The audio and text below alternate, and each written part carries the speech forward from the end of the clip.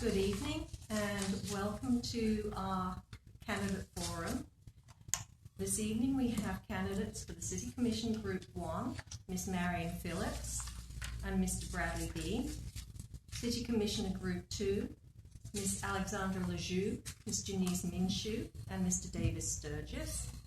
And City Commissioner Group 3, Mr. Wendell McGee and Mr. Chip Ross. Tonight's forum is brought to us by Concerned Friends of Fernandina, which has produced over 15 years' worth of Fernandina Beach candidate forums. Concerned Friends of Fernandina is a bipartisan grassroots citizens group founded in 2003 to inform and involve residents wanting to preserve the small town identity of Fernandina Beach and its natural beauty. It was an offshoot of Friends of Fernandina, led by Ned Tyson, which had worked tirelessly, gaining support for the Open Space Bond for the Greenway. Before that was the Kitchen Coalition and the Barefoot Alliance and the Periwinkle Alliance, which formed to stop Eastern Seaboard Petroleum from building oil storage facilities on Little Tiger and Big Tiger Islands. But Fernandina, being the culturally rich community it is, has a long tradition of citizen groups devoted to keeping the citizens informed and involved. For many years, Concerned Friends of Fernandina was the voice of the community at City Hall meetings, but it was part of a very long lineage. Luckily, the tradition goes on today with many new ecologically minded groups, which make Fernandina a unique community-centered place. Tonight we take a moment to acknowledge the profound loss of a dedicated member of Concerned Friends of Fernandina. A few months back, Rich Rothrock passed. He was the brains behind CFOF. He was a devoted tech person and he helped with every candidate's forum, and he is very much missed today. Also, we recognize today is September 11th.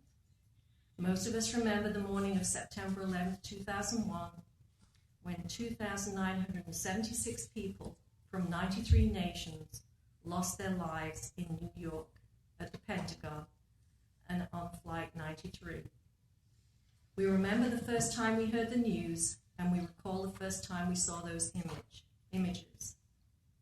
We remember the way our thoughts and prayers were with families who lost loved ones, and our thoughts and prayers are still with them today. Again, welcome to those of you who have joined us this evening. For those who don't know me, my name is Sarah Pelican, and at one time, a long time ago, I was sitting on that side instead of this side. I am your moderator, and I am being assisted this evening by Connor Faisal, who will be serving as our timekeeper. Connor is in a green shirt here. And before we get started, we wanted to review the format with you. Each candidate will be given 2 commission meetings. So I started driving her, and over the months, I listened. I heard many different discussions until one really caught my ear. And that was a park that I grew up playing flag football on. Was in jeopardy of being taken away from us. This park that we grew up on, you might know it as the park behind Publix.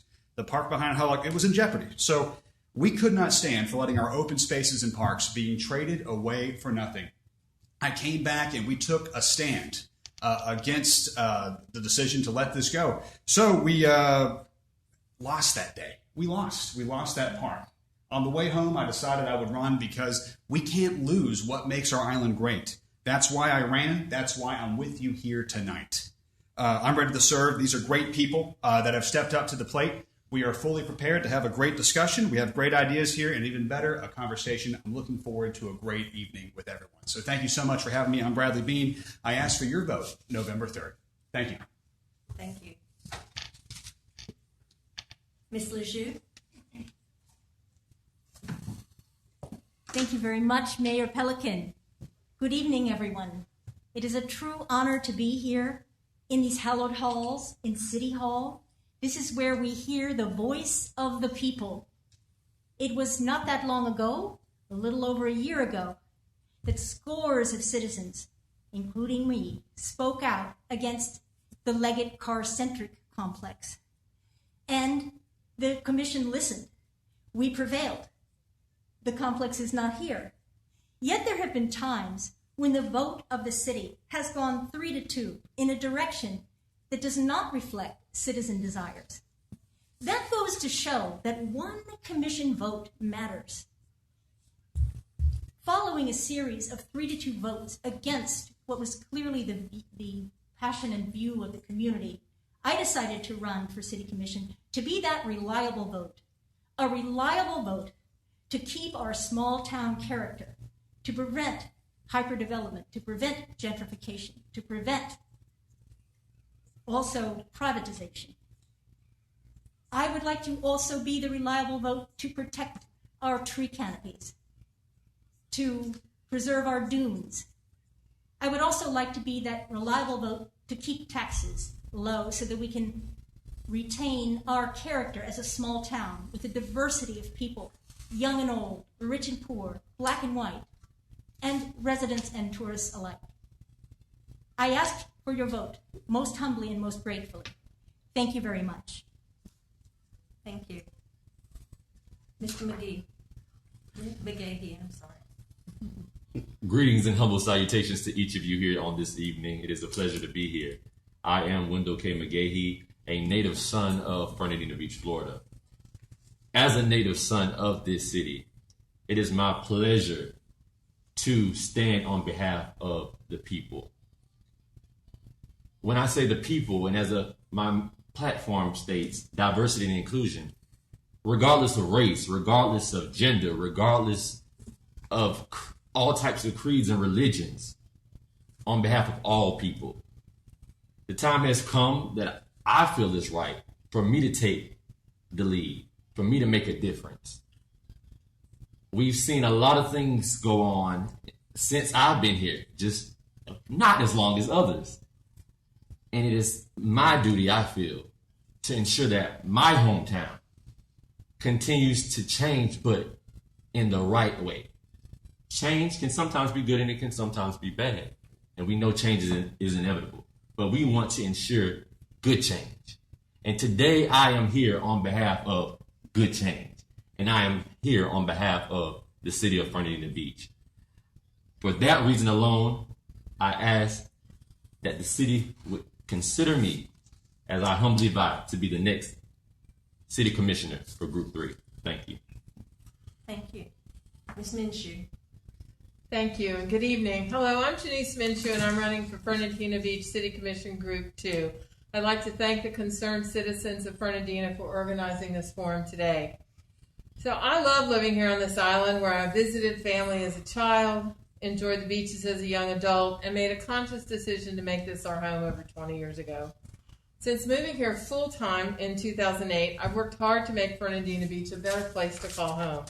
My volunteer work with Barnabas and Council on Aging and Fernandina Beach Main Street gives me a broad perspective of the varied needs of our diverse community. However, doing free tax preparation for low and moderate income taxpayers is probably the most important volunteer work that I do. It helps me understand the impact that raising taxes has on many of our retired residents, but more importantly, our working class residents as well.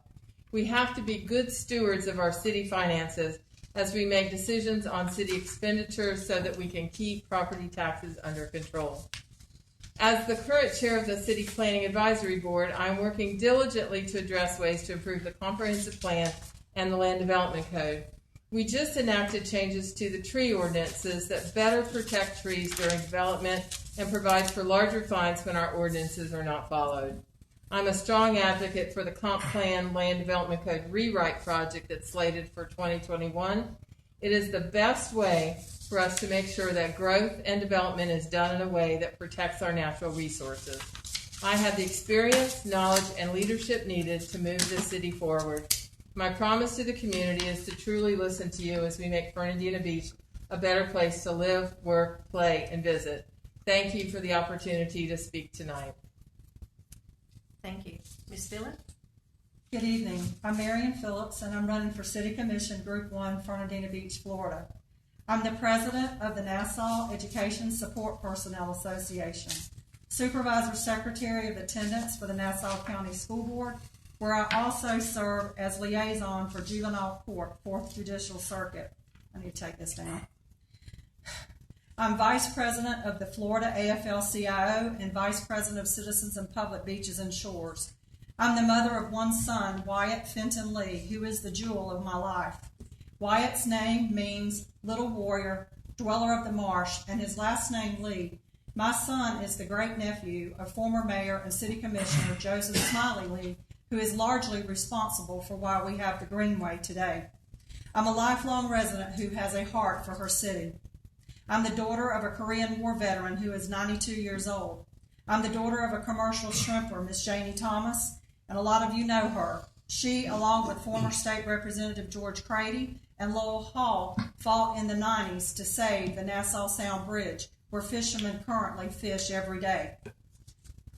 I'm a proven community leader protecting our city and our island's treasures. And those treasures to me are the beaches, the marina, the trees, the people, and the history. Our beaches are some of the most beautiful in Florida. Over the past 3 years, I've worked to protect our customary dry sand use of our beaches, and I will continue to protect our access to those beaches. Our marina has been in disrepair for quite some time. It is going to be fixed soon, and I hope the shrimp boats can come back so that they can unload their shrimp and children can learn about the modern shrimping industry. Our tree canopy protects us from the rising water during storms, and the large branches protect us from the high winds.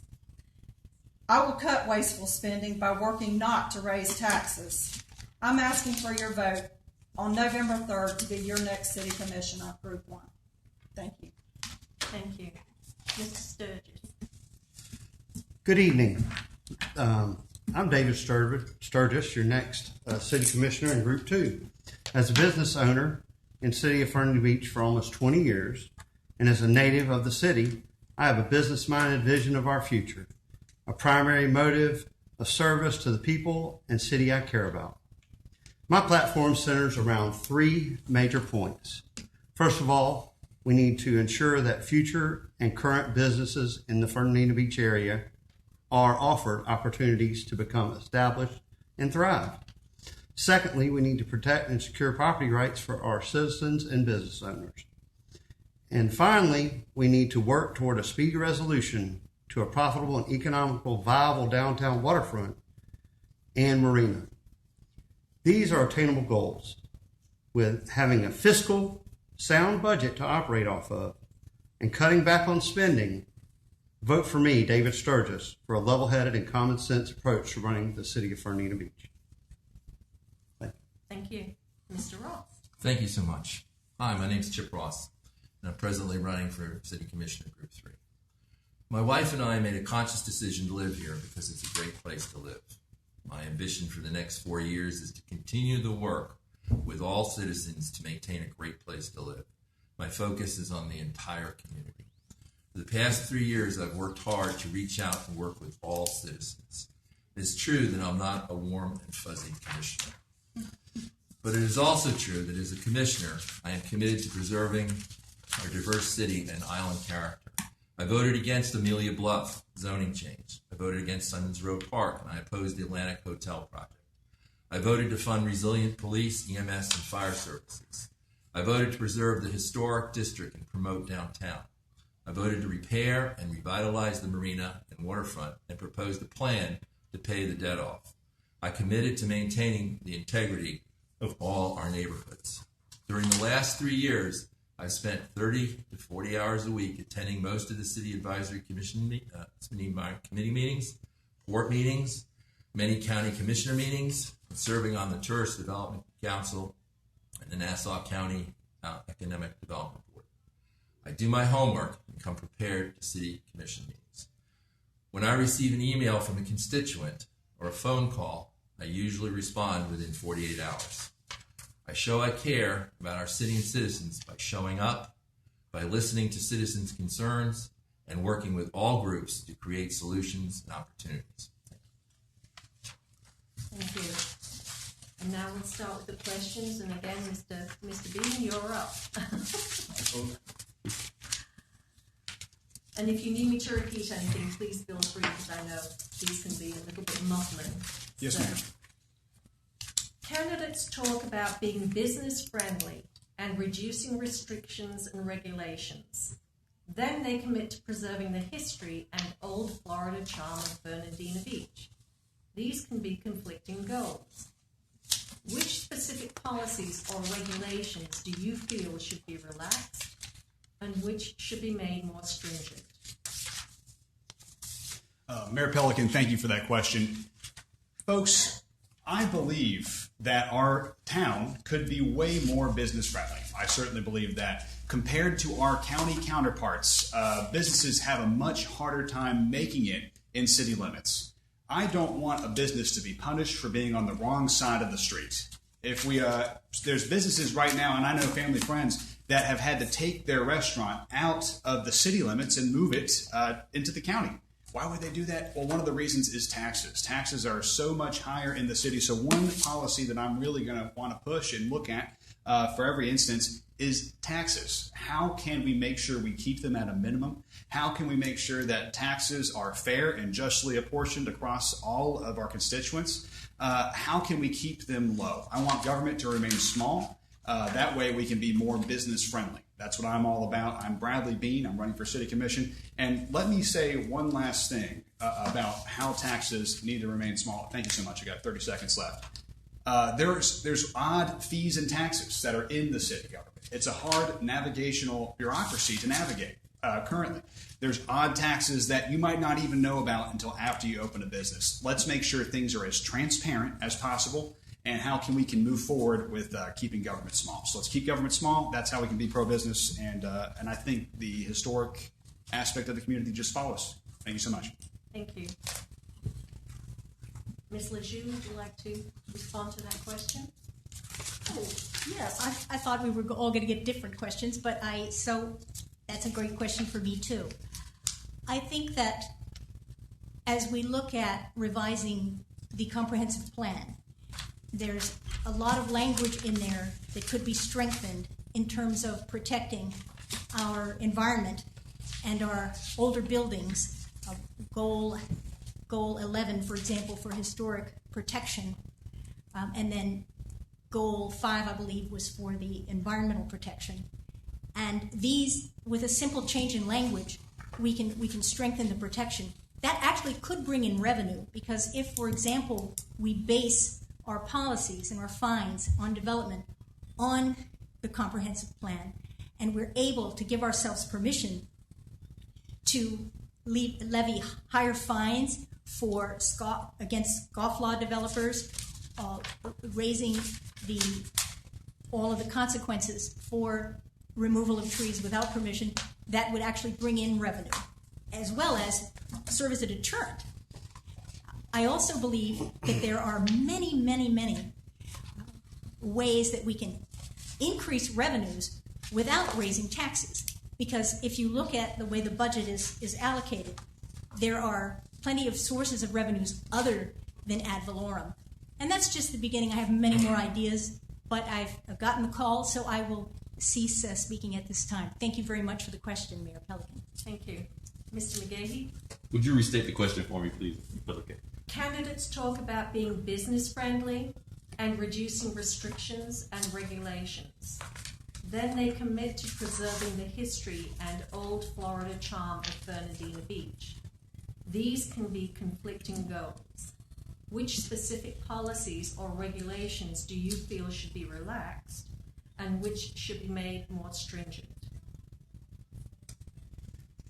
Although they can be challenging when speaking on both ends, I would have to say that policies that make it a challenge. There are, as Mr. Bean has said and Mr. Lejeune has said, there are policies set in place that make things a little bit more challenging for small business owners, whether it refers to taxes, locations, and regulations of operation. And we want to make sure, or we should want to make sure, that the process is not a maze, that it's not a roller coaster. We as city commissioners should be here to support, sustain, and push them along in the right direction by any means necessary. So whatever we can do to make make the path straight. Make it as easy as possible. It shouldn't be a challenge. It shouldn't be that complicated for anyone, especially our small businesses, if we're here to support them. And the historical aspect, once again, supporting, preserving, and pushing them to move forward. It would be just that simple. Thank you. Ms. Minshew? So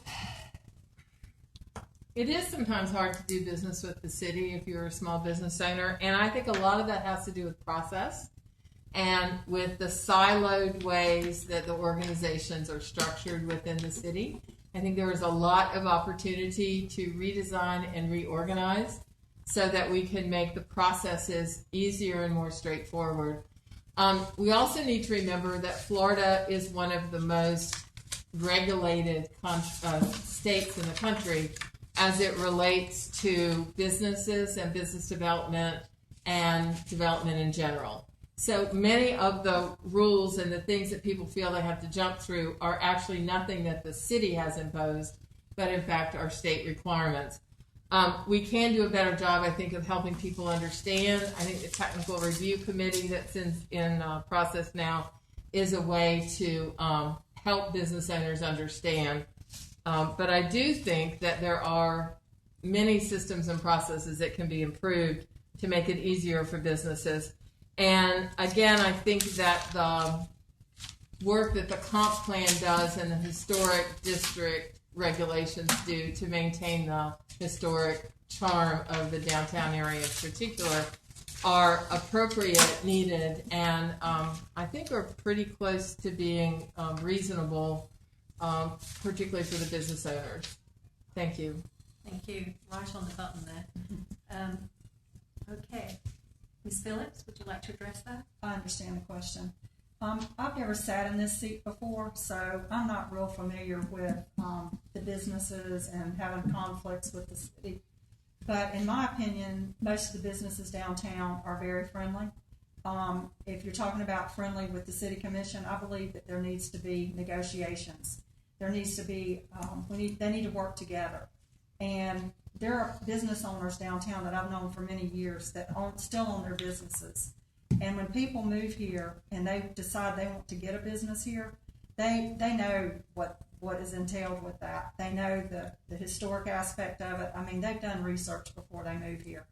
And I would say as a city commissioner that I will support the city businesses here in this city, just like we did during COVID when we had to help each other buy things down here and try to keep these people in business. So that's what I have to say about that question.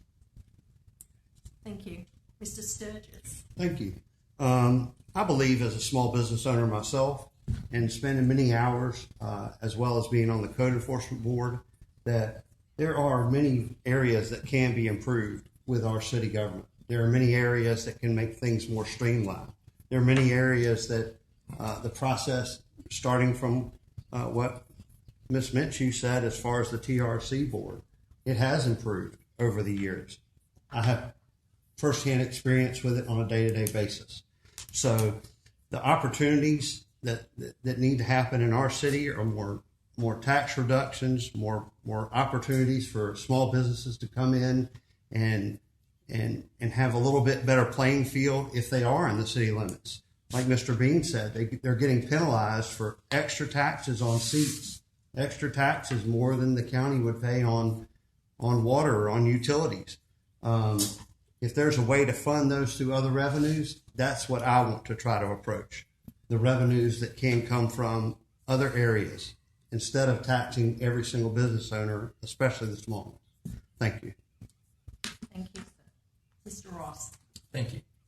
Many businesses here believe that it takes too long, costs too much, and there are too many restrictions to start and maintain a business. To address some of these issues, a new building official has been hired who has already begun to resolve a number of these challenges. I will continue to advocate for a process that allows at the beginning of the process a binding agreement between the city and the applicant, which would be required to open a new business. But how can the city promote business? All businesses have common needs to operate and flourish. They need an infrastructure that reliably works. They need a safe environment to operate. And most of all, they need customers. They need foot traffic. So how can we do that as a city? It's not by the regulations, it's by maintaining the island character and the natural environment which attracts visitors here that are the bulwark of most of our businesses. So we need to continue to promote building a revitalized waterfront to attract people here so our businesses have customers. We need to work with the Tourist Development Council and Main Street to continue that. I would also continue to pursue lower flood insurance premiums for city businesses and provide waterfront improvements that defend the city's downtown from future flooding. Thank you. Thank you. Ms. Lejeune, you're up in the hot seat. Your question. The marina is an enterprise fund. As an enterprise fund, is supposed to be self-sustaining. Instead, it is a $14.7 million in debt.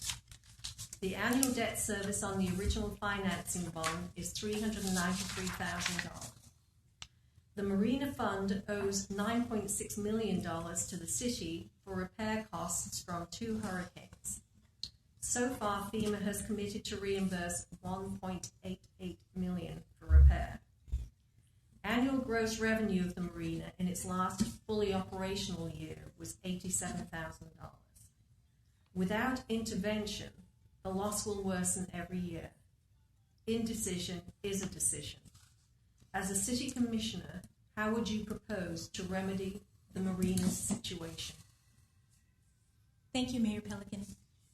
Well, as I've looked at it, the marina debt has 6 pieces, and one of the pieces of debt is actually due in 2021. It is only $52,000. There are other pieces of debt that are coming due, but the paperwork on the debt says that they can be renegotiated, and I'm confident that we can extend the term of the debt and possibly change the interest rate. There's also a great market for municipal debt that can allow us to restructure that debt. And I have a lot of notations on that. I haven't committed them all to memory, but I've got quite a few informal memos going on about that. As far as the revenue goes, I noticed that the marina was a booming business right up until 2015 with Hurricane Matthew. Since then, yes, the marina has struggled. I personally think West Rec did a good job, but I'm also confident that Oasis will come along and help us enhance the revenue. There's so much that can be done with the marina. I'm highly optimistic that the marina will become a moneymaker for the city. It's certainly important as a treasure of our culture. And I look forward to helping the marina, sustaining the marina, if and when I'm elected commissioner. Thank you very much. Thank you. Mr. McGahey, same question. I believe that for the marina, which is a very important monument here in Fernandina, as a native, I know its importance. I remember I've seen it for myself. Where it is now, though, as a burden to the citizens regarding taxes, I believe that looking at the situation, as a city commissioner, it would be my ideal method to go about it would be to work with a company to come in and oversee that, making sure that we maintain the marina for what it is in its operations, but relieving us of that financial burden.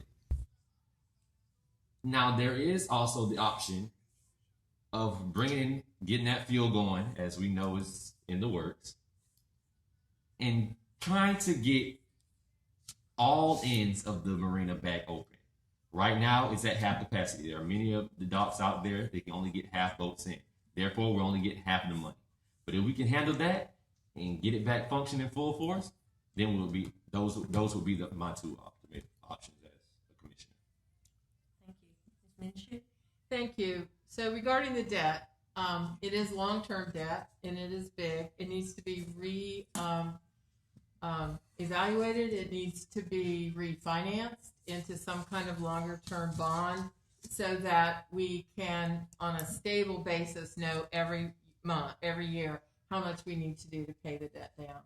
And I think with the kind of debt that we have, that's really your only option, is to refinance it into some kind of long-term obligation. Regarding the marina itself, the city has announced that they have selected Oasis as a new management company. And the reason, I think the main reason they were selected is that they bring a huge marketing component to the table, much more so than the other applicants that were looked at. So I think that we expect Oasis to bring a whole bunch more money in, to bring in more vendors, more visitors, who will then not only spend money at the marina, but spend money downtown. So we are on the path to increase revenue, and I think we have a path forward. We know how to refinance our debt so that I think we can get the marina stable and moving forward in the next year. Thank you. Thank you. Ms. Phillips. Thank you. The marina has been in disrepair for quite some time due to our hurricanes, and I think that this new company is going to come in and do a great job. I'm looking forward to that. But we also need to look at the board that serves on to help the city, to listen to them and their ideas. Boards are selected for a reason. Those people that sit on those boards have knowledge, and the city commission should listen to those people. I'm excited. I want the marina completed. We are the birthplace of the We are the birthplace of the modern shrimping industry, and my vision is to have a wharf-type walkway all the way down that marina, so that the shrimp boats can return and sell their shrimp right off those boats. And children can go and learn about the shrimping industry. How can we say that we're the modern shrimping industry if we don't have shrimp boats down there? The marina needs to be left open so everybody can enjoy it and our beautiful sunsets. Thank you. Thank you. Mrs. Sturgis? Thank you. I think the marina has been in disrepair for a good little while. Obviously, we have a new management company that's taken over Oasis, and I really look forward to that. And I do think that it will be much more profitable. However, with a large, sizable amount of debt that is there, I think that we're going to have to do either some refinancing or create more leasable area.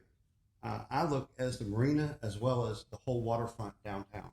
I don't look at it as just the marina. This is the city of Fernandina, and that's the whole waterfront area.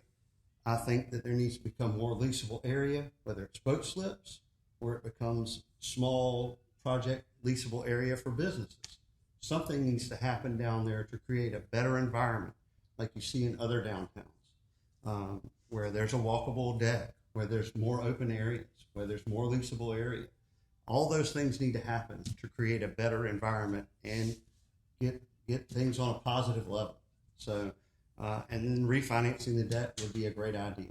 However, my biggest concern is just getting it functioning correctly, and making it a smooth operation. Thank you. Thank you. Mr. Ross? Thank you so much. The marina, we have $14.7 million in debt. Where did it come from? The attenuator that got blown out by the storm is $8 million. The dredging cost $1 million. That had nothing to do with the storm. The new docks that we configured the marina cost $1.5 million. And the previous debt prior to Matthews was $4.2 million. So what's the current financing? Currently, there's a note for 2016B, which was pre-Matthew, for $2.6 million. There's a utility fund note for $1.3 million. There's a line of credit for $8.3 million. And there's a loan from the utility fund for $2.5 million to cover the negative cash flow. So I have proposed financing that would continue to pay on the current debt on 2016B, which is would be paid off in 2026 at 1.92%. Borrow money from the utility fund over 20 years, pay at Treasury plus 1.5%, which comes to 1.67%, I believe, over 20 years. FEMA has agreed to pay at least $2.6 million. The remainder of the FEMA does not pay, which may be as much as $4.8 million. We need to go out on the open market and finance over 20 years. We've hired Oasis for their marketing skills and their maintenance skills. The marina is now totally open. The only thing that is not functional is the fuel line, which is being repaired and hopefully be done by the end of the year. Okay.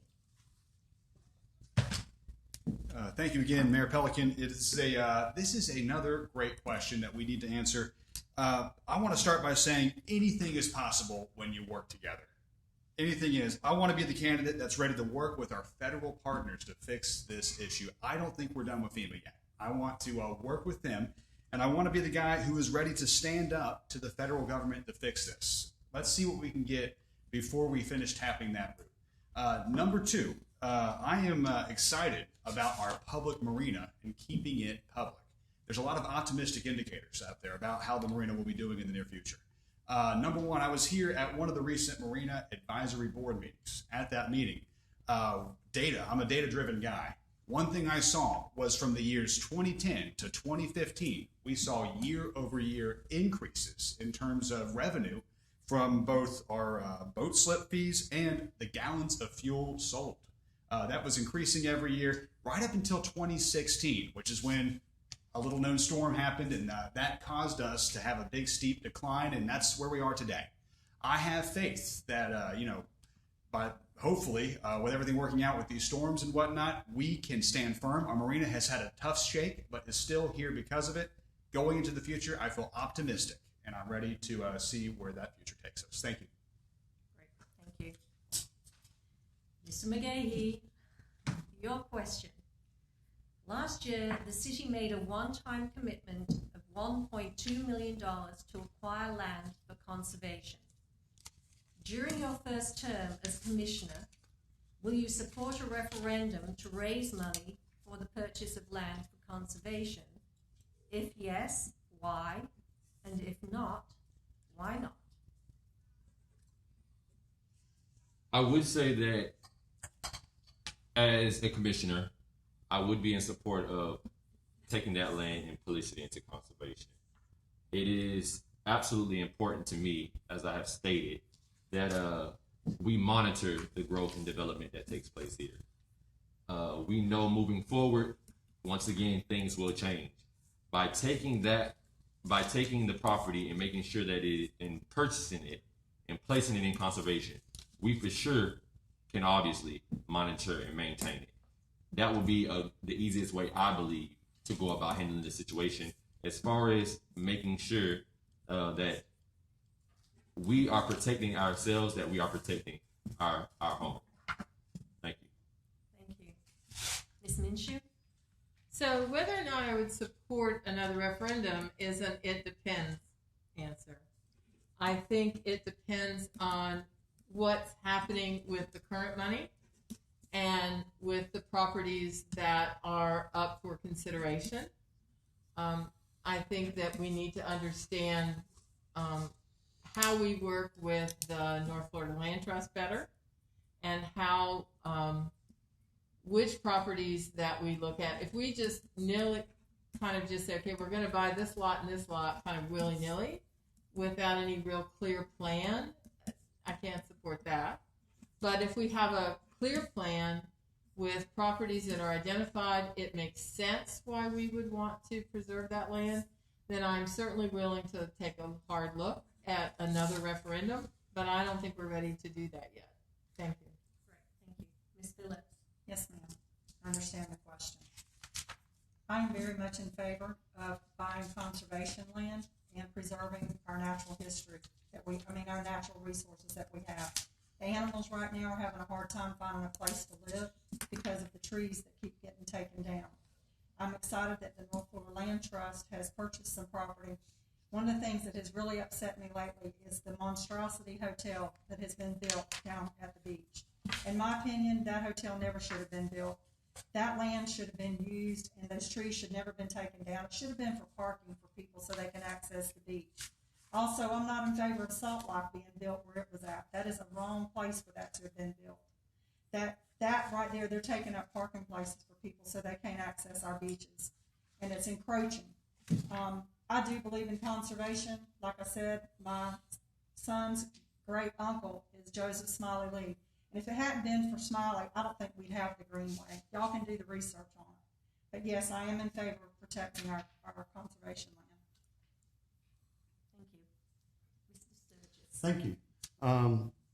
I won't say it all depends. I think that I'm in favor of it, but unfortunately, in our current condition with COVID, and we haven't seen the full ramifications of what this is going to entail on our finances at a city.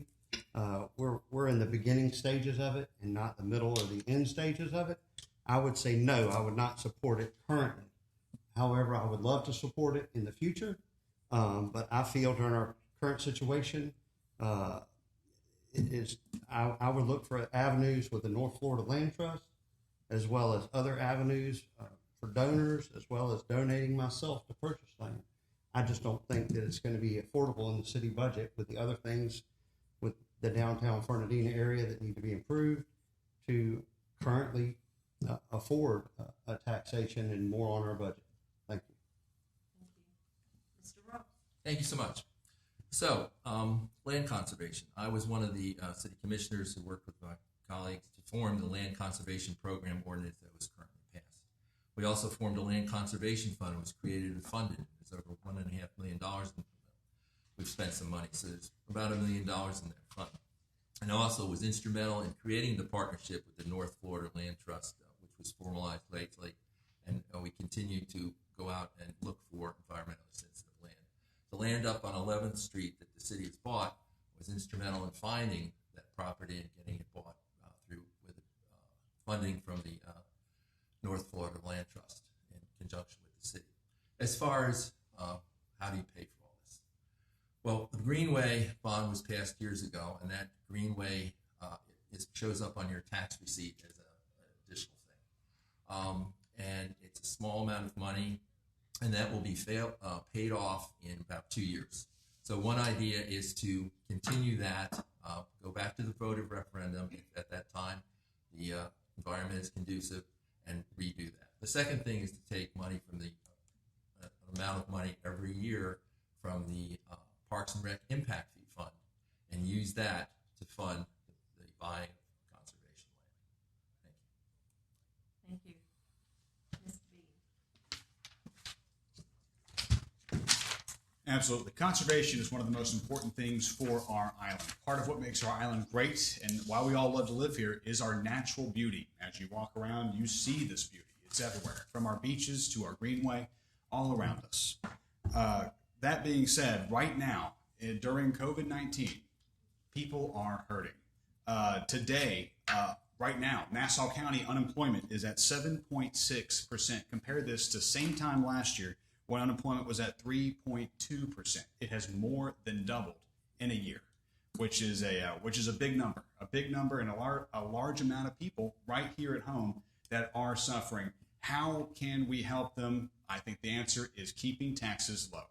To answer the question given, I am not in favor of raising taxes to pay for additional conservation.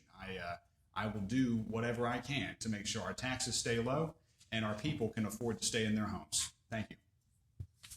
Thank you. Ms. Lejeune. Thank you, Mayor Pelican. I would be in favor of a referendum, but I think before we get there, we have to take a good hard look at what the millage rate would be. Should it be 50 cents for every $1,000, or should it be 10 cents? Should it be more symbolic? Also, we could say that it's a super majority referendum, that only if 75% of our voters all vote for it will we pass this. It's very important to have the public trust, and I think we've lost the public trust to some degree. The Conservation Fund, as great as it was never publicized. Little old me wrote the very first check, $50. And every time I went to a commission meeting, they'd say, there's only been one contribution so far. And I was always hoping they would look at me, but they didn't. But in any event, I've given to it several times. I've also given to the Amelia Forever Fund. And I think that there's a lot of goodwill for conservation around, but the city needs to be more straightforward in explaining what exactly we're doing with the money and what we're buying. And I know there's some market secrets involved, and we don't want to announce what we're going to buy because developers might swoop on it, and the free market might take effect, and the price might be bid up. So there's a point of secrecy, but I think there needs to be more communication about it. But anything about conservation is all about, because remember in 2015 we had 856 acres of undeveloped land in private hands, and today only 505. Thank you. Perfect time. Thank you. Ms. Minshew. Yes. One question. Okay. Having a pocket port located in our historic district is fraught with many conditions that affect the city. The port has not provided the city with a master plan as prescribed by Florida statute.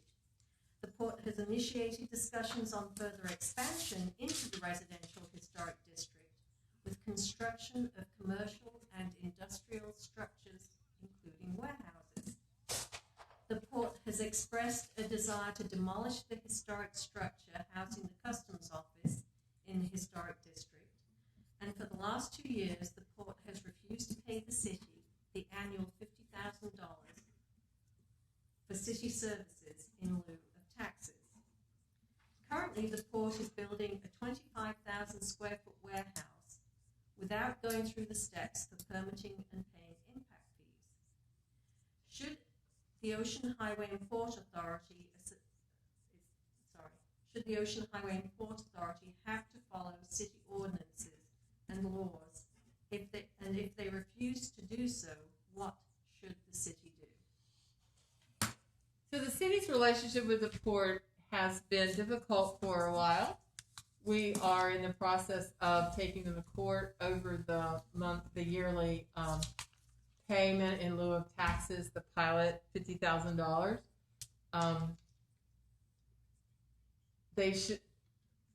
It's kind of complex because there is some state law that says maybe they don't have to follow our ordinances and our land use codes, but we have insisted that they do. So in terms of this warehouse that they're talking about building, they absolutely need to follow our codes and come through the technical review process and come through the city building official. If they don't, we need to put stop work orders, and if that doesn't help, then we need to take them to court. It is at this point an adversarial relationship with the port, which is unfortunate, but we have to do what we have to do to protect the city.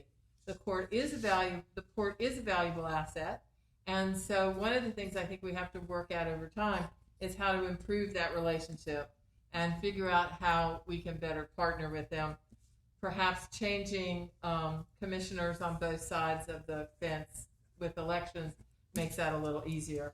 But it is not a good relationship now, and I don't see it changing in the near future. Thank you. Ms. Phillips. Yes, as a negotiator on bargaining since 2001 with the union that I represent, I believe we've got to have negotiation, and we've got to be able to work together. I know that there are some issues going on with the port, but that port is very valuable to Fernandina. It can be a money-making product for our city. But as far as tearing down that building, no, I'm not in favor of that. That building needs to stay right where it's at. And I believe the city commission needs to put their foot down, just like they have with this lawsuit, and not allow the port to continue to do what they're doing. I was very upset when I found out that the people who sit on that port authority are making $2,000 a month. The city commissioners only make $1,000 a month. They gave them all selves a raise, and they're going bankrupt. That is ludicrous. But I do believe that with negotiations and the new people who've been elected on that Ocean Highway and Port Authority, they've got a female now on there, I believe that things are going to be a little different. Thank you. Mr. Sturgeon. All right. Yes, there are some serious port issues. First and foremost, I believe that if we drew up an ordinance and everybody's agreeance to it, that they are supposed to pay $50,000 a year or whatever the sum of money is, that they should be paying it. And I agree, and I'm glad that they're taking them to a lawsuit to it.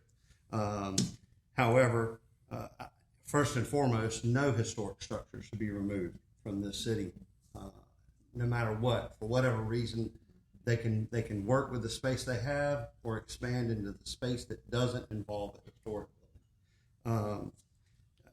There is a private company that runs it, even though we do have Port Authority members that have our council to supervise. There is a private company that runs most of the trading and how it works. And I do believe the port can be profitable, and we should make a better connection and work towards a mediation to work together better is what I'm looking to say. They need to work together better with the city. And however that can be accomplished, let's hope we can go for that goal. Thank you. Thank you. Mr. Ross. Thank you so much. The short answer to your question is yes. The more complicated answer is I've gone to every Ocean Highway Port Authority meeting for the last 4 years. And prior to being a city commissioner, I opposed Kinder Morgan, who was the operator at the time, putting a coal transfer station there, and filed a petition that eventually stopped that coal transfer station. When the port was proposed in the 1980s, many people were opposed to it, and the port at that time agreed to pay $50,000 a year to make up paying for taxes, and that was to go in perpetuity. Now the Ocean Highway Port Authority now refuses to pay, and I and the other county city commissioners have worked together with the city attorney to compel the port through mediation, which failed, and going to file with the courts to compel Ocean Highway for it to pay that money. Recently, it came to light that the port operator wants to put up a fabric-covered metal building on the port. He went and found out that the building permit would be $2,500, and the impact fees, which go both to the city and the county, would be about $25,000. He balked at paying that. They still haven't started construction. As of this morning, when I talked to the port operator, he was still considering whether he would pay it or not. If he decides not to pay it, I would hope that a stop work order would be placed, and that if they do not adhere to that stop work order, then we should file an injunction and stop their construction. Thank you. Thank you, Mayor Pelican. I would want to start answering this by talking about jobs. I'm very excited that we have industry and jobs in our city. We have multiple industry sites, and I am very happy that they are all here. I want to follow that up by saying relations are extremely important. I feel like we can have better relations with different entities, be it the county, be it the port, be it the state, be it the federal. I'm all about a good relationship makes everything better, and truly does. I would like to maybe make moves to encourage this relationship between us and the port, number one. But number two, this is where I do want to say one of my biggest issues that I've ever seen with the city are us not holding entities' feet to the fire when they make a deal with us. Be that different subdevelopments that are building in our city, or be that the port. When they made a deal with us, they promised certain things. They promised not to expand past a certain place. They promised not to stop paying this fee in perpetuity. They made these promises, and now they want to go back on the deal. That's a little bit crazy to me. I hope that as a city commissioner, I can make sure that the city maintains these good deals. Let's do whatever is necessary to make sure their end of the bargain is kept, because we certainly are keeping ours by having a great city around them. Let's make sure that they hold their end of the deal. And thank you. Thank you. Ms. Lishu? This has been an excellent discussion. I have very little to add to the excellent points that have been made. The one point I would like to make is that I am a big believer in mediation. And when I looked at the mediation agreement that was rejected by the city, I have to say that I thought, it's so close to being pretty good. They weren't going to pay all the $50,000 for many years that they owed us, but they were going to pay some of it, and they weren't going to pay it right away, but they were going to pay it in due time. So it depends on how strategically we look.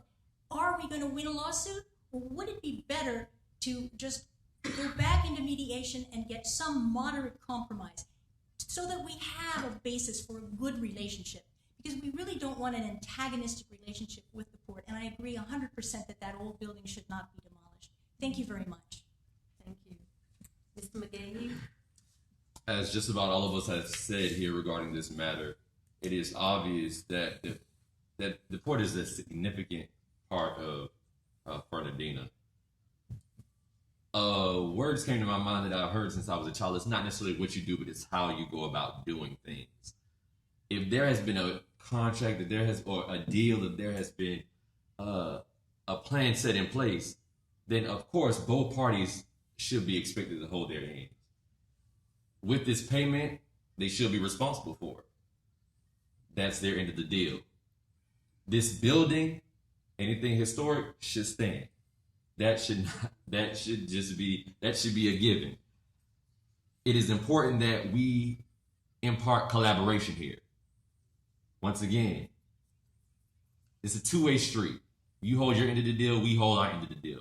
As a commissioner, one of the first things I would love to do is make sure that we have a great relationship a great standing with the port and other entities the same, so that we can work together and ensure that these issues are handled the best way possible. Thank you. Thank you. Ms. Phillips, it's your turn on the hot seat. Okay. Trees enhance aesthetics. They moderate temperatures, they remove pollutants from the air, and protect the island from storms and more. In spite of tougher code enforcement, however, hiring a city arborist and having a comp plan that mandates no net loss of trees in the city, we see continued tree loss and a steady decline in the health of many of our specimen trees. What would you, as a commissioner, offer to enhance tree protection? I am really big on the tree canopy, and I believe that it needs to be protected. Like I said in the very beginning when I started speaking tonight, our trees are vital to our sand dune that we live on. Those deep roots protect us from storms, and those big, large limbs, they protect us from the winds when the winds come in the storms. And I believe there needs to be hefty fines to those who take down these trees. You know, I know that we have to continue to grow, that the growth needs to slow down. And these developers that come in here and think that they can just take these trees down, there needs to be either somebody out there with them when they go out there and start planting that out, or something to stop it. It really infuriates me to see these big live oaks go down. I don't like leaves. I don't like to rake them, but I like our oak trees. And I believe that there needs to be some hefty fines in place for those people who are taking them. And see, once the trees are gone, you can't put them back. It's no big deal to these developers that come in here and do that. It really is upsetting. Thank you. Mr. Sturgis. Thank you. I believe we do have lots of trees, and yes, our acreage has gone down. I believe that the fine should go up. There's no reason that if somebody is out developing, that they should remove any trees that weren't already approved. And there is a lot of that going on. There is stuff like that in our city as well as the island. A lot of people, when they ride around, they think that they're in the city when really they're in the county. So there's a distinction that really we can't tell. However, regardless of whether it's the city or the county, I'm a firm believer that we shouldn't take any extra trees down. We should try to maintain all the trees. And if they are removed to build a building, the LDC code should have more canopy trees as far as replanting, and not such a wide variety of the different deciduous trees that are on our code currently. They should be honed down to native species only. And if we have to replant, or if they're forced to replant when they're developing, they should be putting native trees in their canopy trees we're able to do. Thank you. Thank you. Mr. Ross. Thank you so much. Trees. Spent a lot of time on trees in the last 3 years. So number one, we should implement our tree planting plan. I've been pushing for that for 2 years now. I think we're finally maybe getting there. I do like your idea, and I agree with it about, and I've advocated it, that we should not be planting palm trees instead of deciduous trees. I think that you can get 2 palm trees for 1 deciduous tree, and I don't think that's correct. I think we need to enforce the recently passed tree ordinance, which a great time and energy was spent on, but it does have some pretty hefty fines in it. We have now, I think it was at the last meeting, we're now going to have an arborist. We've contracted with arborists. So when there's tree clearing going on, there will be an arborist on site that will hopefully prevent some of this random knocking down of trees. But the most important thing is that we need to continue to expand converting both private land and doing that through easements and public land for conservation. The benefit of an easement to the owners, it gets tax relief and can keep the property, and the benefit to the city is we prevent environmentally sensitive land from being developed. There's approximately 900 lots left in the city. Many of them are environmentally sensitive. We need to work harder to preserve those lots.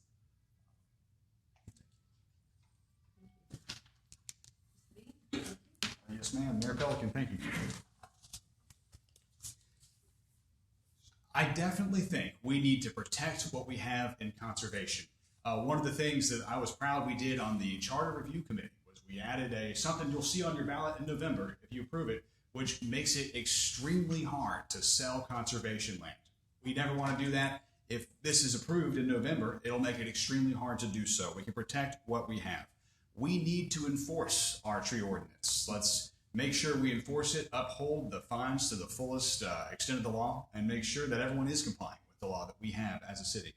And finally, what I want to add to the city is it's a metric on how many trees do we have in city limits. Let's work with our arborists. We already have a running count. If you go on the county maps, there is if you look at on the GIS system, if you look at the trees, you can see how many trees there are and where they are around town. We can get a count up on the back wall and see a week over week chart. If a tree goes down, we can know about it and see this go up, down, dip. And at the city commission meeting, and I intend to do this graph for many different metrics, whether that be trees, whether that be our budget, whatnot. I want to see in real time what are the problems, how can we see it. If we see a dip one week, we can immediately know there's an issue and go correct it. That's what I would like to see are these metrics, and we hope to implement them when we are elected. Thank you. Thank you. Ms. Lucy? Thank you. Well, my Florida tree roots run deep. My maternal grandfather is in the Florida Citrus Hall of Fame for his work with citrus trees. He crossbred the Tangelo. Trees are really my top issue, the main reason I'm running, and I have some good news for you. There is hope. As people may know who know me, I was adamantly opposed to Simmons Park. I still am. I regret that the commission voted for it. That was one of the 3-2 votes that caused me to want to run so that I could be on the side of the angels. And yet, wonderful news. The architect reached out to me, asked me if I could convene the conservation people, the environmental people, and work with him, with the builder, Cole Builders, with the city arborist David Hawley, to make this park as environmentally sensitive as possible. And we wound up getting 2 detention ponds removed from the plan, and we saved 25 trees. So never give up. Thank you very much. Thank you. Mr. McGahee? I believe that on behalf of the trees, we should certainly work with our arborists and skilled professionals to maintain what we have, to make sure that they are protected. In the case that trees must be cut down, we should also be sure to have that plan implemented, that we are replanting or we are replenishing what we've lost. And then in the case that individuals don't go along with what is set in place, the fines are there, and we have to make sure that those are implemented. Thank you. Thank you. Ms. Minshew? So, as the chair of the subcommittee of the Planning Advisory Board that actually reworked the tree ordinance recently, I'm very happy to say that we made significant improvements in the tree ordinances and in the fines and in the processes. We've also increased the percentage of trees that have to stay on the property, or the percentage of trees that, depending on how they are removed, how much fund goes into the tree fund. Y'all all know we have a tree fund that is used to then repopulate trees around the community. We did, as Commissioner Ross mentioned, we now have in our ordinance that an on-site arborist has to be on-site when you're doing any kind of land clearing, so that we can ensure that processes are followed and that people don't make mistakes. But I think the most important thing we can do for trees right now is that we can properly fund the 2021 rewrite of the comp plan and the LDC, so that we can continue to strengthen the work that we're doing to preserve our trees. Thank you. Thank you. Mr. Sturgis? Fernandina Beach provides public access to the beach using 48 walkovers. The walkovers have been a high priority of the city for years, but the cost of maintenance is rising. Recently, engineers found that 5 walkovers should be removed as hazards, and 27 needed to be replaced in the near future at a price of $9.7 million. How would you prioritize this issue? How would you pace replacement and repair? And how would you pay for it? This is a very good subject that I have a lot of experience in, and I'm glad you picked me to start this question. First and foremost, I think $9 million is ridiculous. If I was on the city commission, if I'm not, please hire me for that $9.7 million job. I'm ready to take it. First and foremost, they need to go out and repair the walkovers that we have and limit to a few handicap walkovers that are necessary for handicapped people to access the beach. Secondly, we should hire 2 or 3 carpenters and a foreman and go put them to work, because I know each one of those walkovers, the money that we were paying to a subcontractor and built them, I know the commission did what they thought was best at that time. However, I know how much it costs to build one, and it doesn't cost $110,000 to build one walkover, or the numbers that were spent. If you hired a couple carpenters and took the maintenance crew that the city currently has, you probably would have a great approach at rebuilding them at a much more reasonable price, and I would maintain and rebuild the ones that really needed to be done. Other than that, there's hundreds of accesses across our beach that don't have a walkover. There's different ways that you can lay out a trail. There's different ways to get to the beach without causing harm to the dunes by building another wooden structure that's going to decay and only cause maintenance issues in the future. So if we build them, it needs to be with Trex decking and something that's going to last forever. Thank you. Thank you. Mr. Ross. Thank you so much. The city does have 48 beach accesses. And the conundrum is, how do you maintain the dunes so the dune is a structure that prevents flooding in the city, but at the same time preserve excellent access to the beach. Since 2013, the comprehensive plan, we were supposed to have a dune plan and a management plan. That's never been done. I've been advocating that for the last 2 years. I take a little bit of difference with Mr. Sturgis. He probably has far more experience in this than I do. But if you use materials that to do dune walkovers, it's about $700 a running foot. And that bill for that does come out to about that number you came up with, the $9.2 million, is the number I came up with. Perhaps we can make it less. But the way to approach this is a community effort. We keep building beach walkovers that people can't walk up the steps and you have to walk around.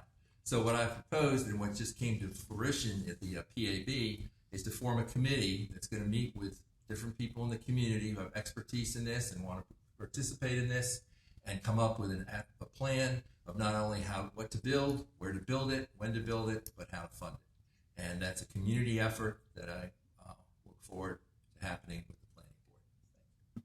Thank you. Mr. B. Thank you so much. Government inefficiency makes me sad. It's something I don't like to see on any level. But one especially was just this past weekend, on Labor Day weekend of all weekends, Beach Access 40 got shut down. It's crazy. It was a safety issue. It was one that needed to be addressed, but it happened during Labor Day weekend, which you might call the Super Bowl Sunday of going to the beach. It's a big time. That's when everyone's trying to get out there. And this is a lot of our residents, everyone who lives around the golf course, Phoenix Walk. I went out there and I saw the residents that were upset by this, and I went and I saw the beach access being closed. It's something that when we repair these, we want to make sure we repair them at times that make sense. Let's do them in the winter. Let's do them not on weekends, and especially not a holiday weekend. I am all for repairing and having a very good schedule to make sure we all can access the beach safely and securely. One thing I am 100% for is making sure that every single resident and every single visitor to our island gets to access the beach freely and openly. And I am 100% against paid beach parking. I will not be for anything that inhibits any of our residents from going to the beach, and I will stand by that. Thank you. Thank you. Ms. Lishu? Mayor Pelican, this has been an excellent discussion.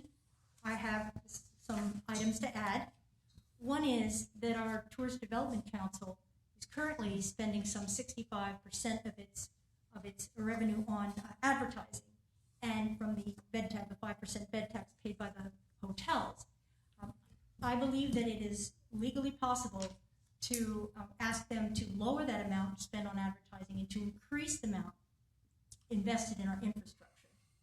Secondly, I know that in the small volunteer group looking at the comprehensive plan for Goal 5, we've contacted an expert in dunes who has fulfilled Commissioner Ross's dream of more dune material in the comprehensive plan. So that is coming. You will go to whoever is hired or engaged as the comprehensive plan manager going forward. And those are my two insights to add. I will say that this is a beautifully complex issue because it has to do with accessibility. It has to do with, I too definitely favor public shores and beaches.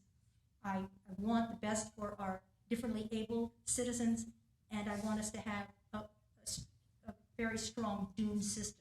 Thank you very much. Thank you. Mr. McGahee.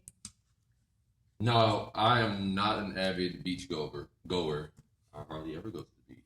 However, I think it is very important that we all have the accessibility to the beach. It is very important that beautification is a part of the project. It is also important that we don't just spend unnecessary money if we don't have to. If there is a way that we can use what we have and fix it up a little and dust it off some and go with that, by any means, work with it. Take what we have and work with it. We want to protect the dunes, of course. We want to protect the natural perspective of the beaches. And we want to make sure that everybody has accessibility.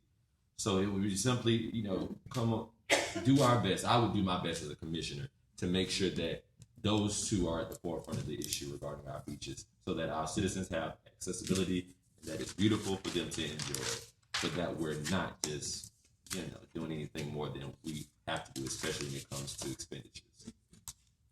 Thank you. Ms. Minshew? So we should talk about Beach Access 40 sometime, but we probably would need to do it with an adult beverage because it's got a long, interesting story.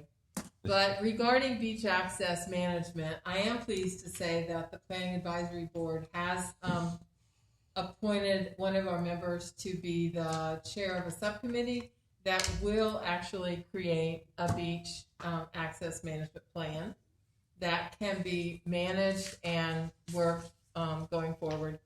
There is a lot of issues with this whole dune management walkover issue. It has to do with flooding.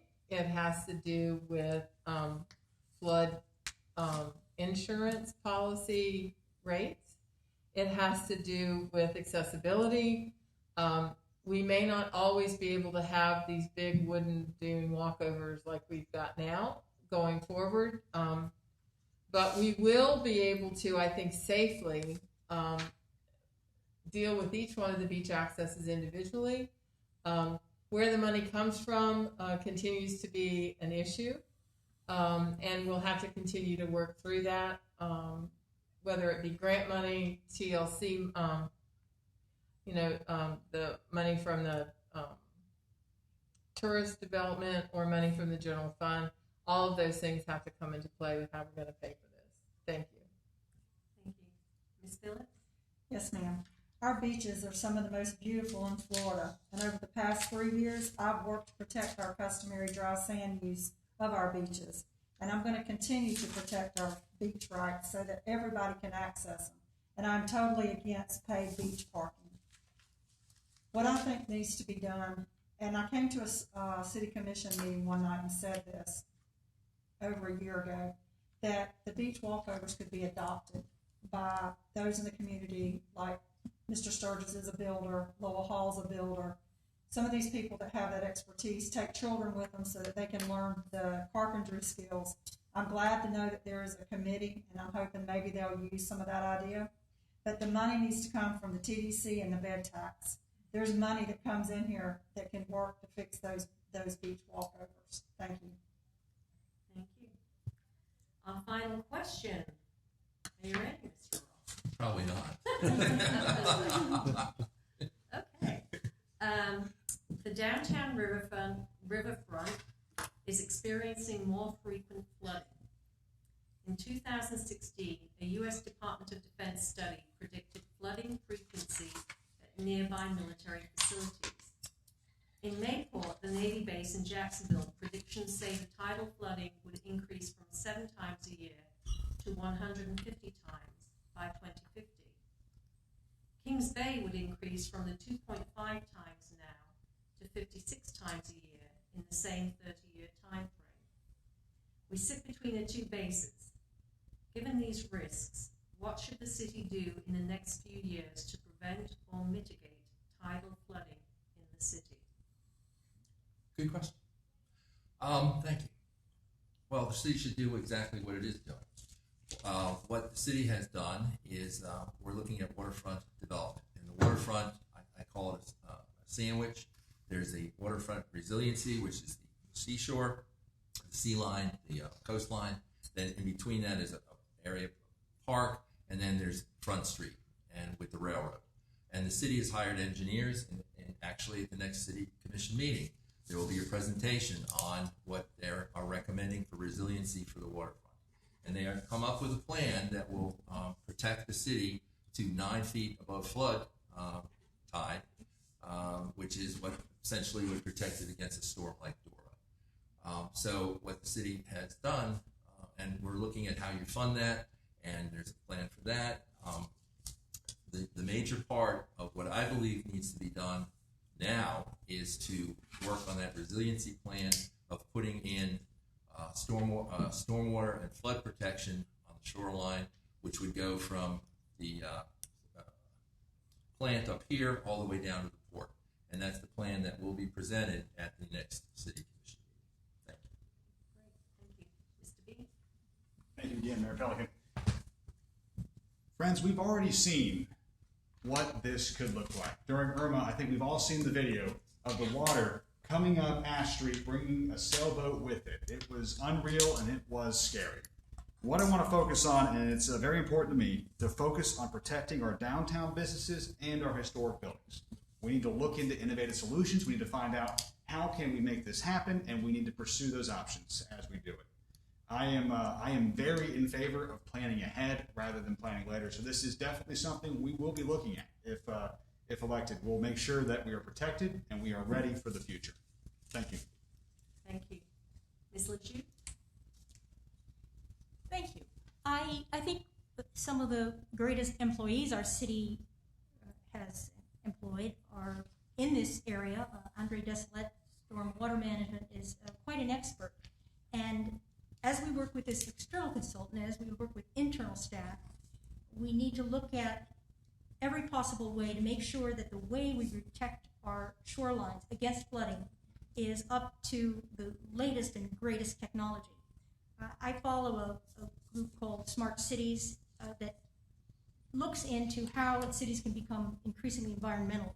And apparently that with regard to storm protection and flood protection, there are some more bio-friendly materials that are more absorbent, more effective, more long-lasting. And I'm sure the consultant will know this, but if I were a city commissioner listening to a presentation, I would ask some tough questions about that. I'm also mindful that insurance can solve many problems. Of course, we don't want the flood in the first place, but planning for the worst, I think I would take a strong look at our flood insurance. Thank you very much. Thank you. Mr. McGahee? We know that living on an island, that flooding is a possibility, and it is something that we must take great precaution with planning. It's about between 3 to 4 miles from, downtown, the dock, to Main Beach. So not just downtown, but literally everybody. This is something that we need to be concerned about. I would say that we should definitely take the time to meet with the necessary professionals regarding this matter. Make sure that we have a plan developed where we are storm safe or flood safe by any means necessary. A responsible method depending on what it takes spending or what it takes to implement this plan, but by any means necessary, we have to strategically plan to make sure that this is something we have enforced. to protect everyone here in Fernandina Beach, Florida. Thank you. Thank you. Ms. Minshew?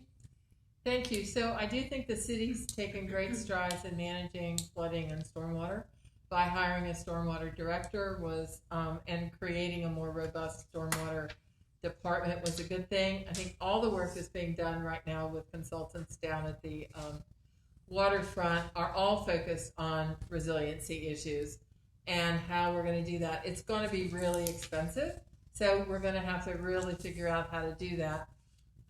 And so the work that the City Commission is doing down there right now is absolutely on point and the right thing that needs to be done. But in addition to that, there are stormwater issues with Escambia Slough and also with Egan's Creek at Atlantic Avenue. And both of those other areas have to be worked on with the same level of concern that we're currently working on with the waterfront at the marina. So again, it is a long-term problem. It is all part of climate change, and we need to continue to focus on it just like the city's doing today. Thank you. Ms. Phillips? Yes, I do believe that we need shoreline stabilization, but we need to also keep in mind we need to protect our fragile ecosystem that is there. The animals that live in the marsh and stuff, they need to be protected. Also, speaking about Escambia, and I've been to city commission meetings and understand that there are sewers that need to be hooked up to city sewage to prevent that sewage from pouring into the rivers. So I'm very adamant about our fragile ecosystem here. I believe Mac Morris came to a meeting one night, this is a year and a half or more, 2 years ago when I was here, and spoke about our fragile ecosystem down there. And there were some people that came, some consultants to that meeting that night. So I want to listen to the experts on that, but we do need to maintain protecting our city from the flood, but we do need to have experts to give us the information on that. Mr. Sturgis? Well, thank you. I think that living on an island, and always lived on this island all my life for 47 years, we have seen a few storms here and there, Dora being the biggest one at one point. That it's inevitable. We are going to get the big storm. Everybody knows it. It's only going to get worse with the environment. We need to work with a plan.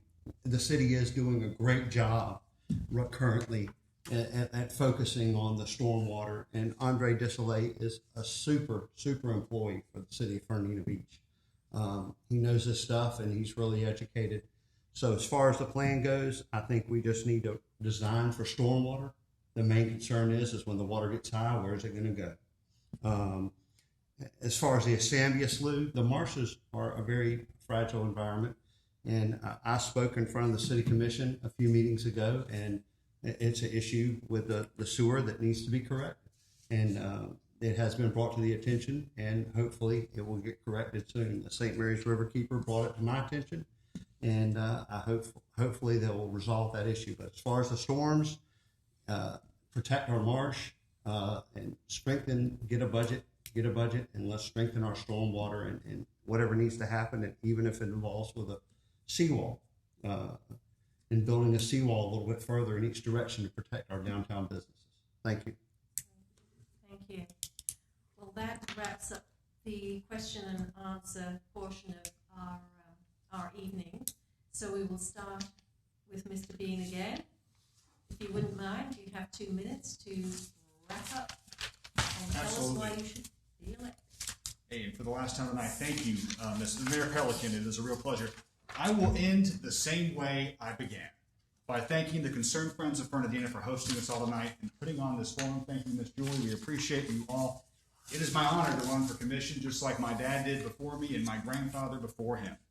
You know, after I finished my engineering degree from the University of Florida, I had to make a choice. Where will I start my career? Where will I put roots down? I knew the only option was Fernandina Beach.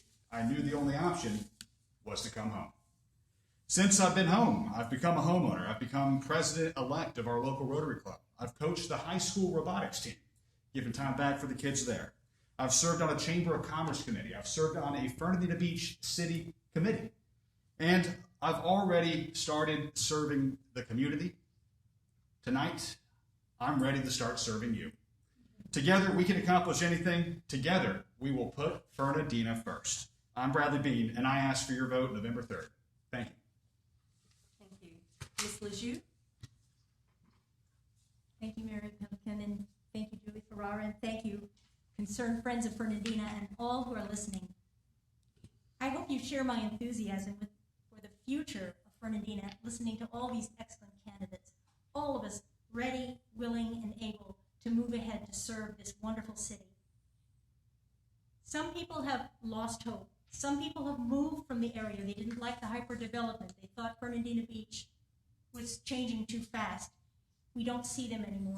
Some activists have lost their steam. They've given up. They've seen too many of those 3-2 votes in the wrong direction. But I hope all of you share my enthusiasm tonight for the future of this wonderful city, because it's not too late. It's not too late to save our small town atmosphere. It's not too late to build up our marina. It's not too late to save those parcels. By hook or crook, we're going to save those trees. It's not too late to start basing our taxes on the rollback rate as the city sets the millage rate. It's not too late to make this city the Fernandina we all know and love in perpetuity. Thank you very much. I'm Alexandra Lejeune. I'm running for City Commission Group 2. And if you want to know my background, just Google me. Thank you. Thank you. Mr. McGahey? To the concerned Friends of Fernandina, I would like to thank you for this opportunity to share with those who matter the most, the community. To the community, if by chance you are looking for an individual who has the dynamic skill set, who has experience, who has this love that has been embedded in me and passed down to me from my great grandfather who served on this city council in the late 1800s. Someone who is here to make sure that the voice of everyone is heard. Someone that is here to fight on behalf of Fernandina. Please consider me for your next city commissioner. There is great possibility lying ahead for Fernandina Beach. And if you work with me together, we will pursue every possibility. Once again, I'm Wendell McGahey, and I would love to have your vote November the 3rd for the Fernandina Beach City Commissioner, Group 3. Thank you. Have a great evening. Thank you. Ms. Minshew? Thank you. So I believe that elections are always about the future and not about the past. So if you want a future where the city and the county work together on issues that impact all of us, then I would ask for your vote. If you want a future where the city is committed and invested in making the city easier to do business with for both small businesses and citizens, then if you want a city where procurement decisions, budget decisions, and millage rates are based on facts and data, then vote for me.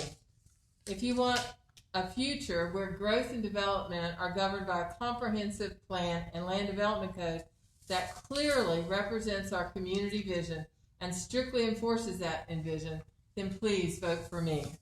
If you want a city that recognizes that diversity and inclusion in our community are critical to making us a better city, then I would ask for your vote. And if you want a future where city employees are valued and always focused on process improvements, then vote for me. Thank you to the concerned Friends of Fernandina Beach for the opportunity to talk to the citizens of our beautiful city this evening. Please remember to vote on November 3rd and vote Janice Minshew for Fernandina Beach City Commission Group 2. Thank you. Thank you. Ms. Phillips? Thank you for asking us to come tonight to speak, both of you and those that are on this committee. I have a very big heart and a desire to save the precious treasures that we have on the diamond that we call Fernandina Beach. It's very near and dear to me, and that is why I'm running for City Commission. The simple truth is this: I'm a fiscal conservative and a champion for protecting Fernandina's environment and your city taxes. I'm Marion Phillips, and on November 3rd, I want to be your next City Commissioner in Group 1, Fernandina Beach. I really would appreciate your vote. Thank you. Thank you. Mr. Sturgis? Thank you. Thank you, concerned Friends of Fernandina Beach, for holding this forum. I really appreciate it. I'm running because my family and I have multiple generations of service to our beloved community, and I intend to continue that proud tradition. Our community here in Fernandina Beach is unique and undoubtedly very special to each of us. My family and I want to continue to live, work, and play in our beautiful city while having a welcoming and safe neighborhood. My overall platform is based on two principles. I want to preserve our history and look ahead for our future. No problem is unsolvable. It's the duty of our elected leaders to find the best solution with most positive effects while mitigating the negatives. It is essential that we think about the future while we make decisions today that will impact our community for years to come, not just next week. It is this perspective that I want to bring to the Fernandina Beach City Commission. I am working hard to earn the voters' confidence during my campaign.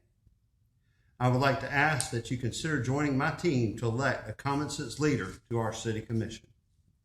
Thank you again, and please vote David Sturgis on November 3rd for Group 2. Thank you. Thank you. And finally, Mr. Ross. Last but not least. Of course. One of my biggest critics wrote, quote, "I have to give Fernandina Beach City Commissioner Dr. Chip Ross credit for taking time to thoroughly research the city issues. In addition to doing an exhaustive job digging into each topic that comes before the commission, he has also been reaching out to members of the community for their feedback, whether supporters of his or not. So why should you vote for me? Because I will continue to devote the time and effort to build on my record of the past 3 years to collaborate with all citizens to ensure that the city remains a great place to live and work. I will continue to show you that I care, not by telling you that I would care, but by returning your phone calls and emails promptly, by meeting, as I have done for the last 3 years, meeting with individuals or groups to try to resolve their concerns, voting to preserve and to protect our environmentally sensitive lands and historic downtown, and continuing to attend all the citizen advisory groups to hear firsthand what citizens are concerned about. If you vote for me, you know what you are going to get: an experienced, hardworking, well-prepared, plain-spoken advocate for all the citizens of Fernandina Beach. Thank you for your time. Thank you. And I would like to say on behalf of Concerned Friends of Fernandina Beach, we truly appreciate all the candidates with your participation tonight and your willingness to serve Fernandina Beach as city commissioners. Like I say, it's a lot easier for me sitting here than it was sitting over there a few years ago. We would also like to express our appreciation to our city clerk, Ms. Caroline Best, who helped us arrange this evening, the forum, and allowing us to use the facilities. We would also like to thank the Swag It. Is it Swag It or Swag IT? Swag It. Swag It. Okay. Just checking. For handling our video production. Concerned Friends of Fernandina Beach will have tonight's forum closed captioned, and afterwards it will be rebroadcast on Comcast Channel 264 as well as the city website until the election.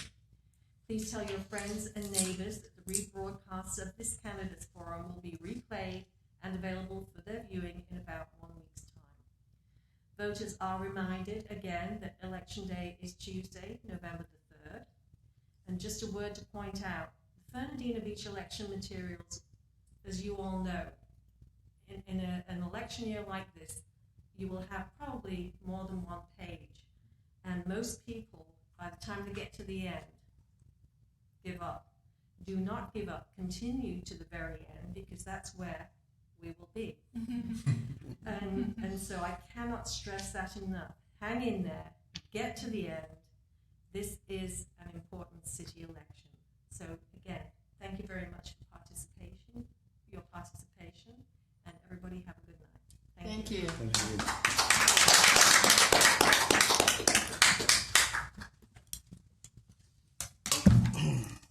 Great, see you next year.